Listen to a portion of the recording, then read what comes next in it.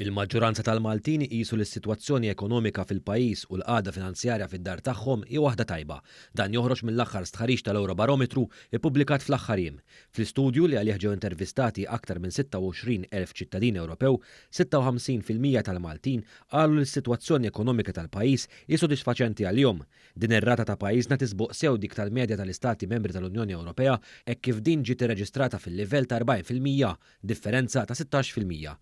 Ir-rata Maltija taqbeż dik ta' pajjiżi ferm akbar minna, dan hekk kif pereżempju fil-Ġermanja ir-rata hi ta' 51%, fl-Italja ta' 29% u fi Franza 27% jew kważi nofs dik tagħna. Maġġoranza akbar tal-Maltin ukoll qed tantiċipa li s-sitwazzjoni ekonomika ta' pajjiżna se titjib jew tibqa' l-istess fis-sena li ġejja, dan filwaqt li 73% qalu li s-sitwazzjoni tal-impjiegi f'pajjiżna se titjib jew se tibqa' tkun tajba kif inhi fit-12-il xahar li ġejjin. Dwar il-qagħda finanzjarja tal-familji, mir-riżultati tal-istħarriġ joħroġ li kważi 80% tal-Maltin wieġbu li din waħda tajba. Din ir-rata qawwija pajjiżna jaqbeż ukoll il-medja tal-pajjiżi tal-Unjoni Ewropea fejn 70% tal-familji wieġbu l-istess. Id-dejta l-Eurobarometru nġabret bejn Mejju u Ġunju li għaddew fl-isfond li naqset bi ftit il-pressjoni tal-inflazzjoni internazzjonali minħabba l-kriżi tal-enerġija ikkawżata mill-gwerra fl-Ukrajna fil-lvant tal-Ewropa. Din waslet biex il-maġġoranza tal-prezzijiet tal-affarijiet bażiċi bħal ikel u x-xorb jiżdiedu waqt li l-kontijiet tad-dawl splodew kullimkien bl-eċċezzjoni ta' Malta.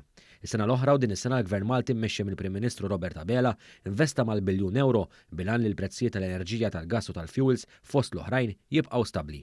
Dan fisser li l-kontijiet kollha relatati mal-enerġija baqgħu l-istess bħalma kienu qabel ma bdiet il-gwerra fl-Ukrajna minn frar tas-sena l-oħra. L-Eurobarometru tenna li 90% tal-poplu Malti jaqbel li għandu jkun hemm politika komuni Ewropea fis-settur tal-enerġija.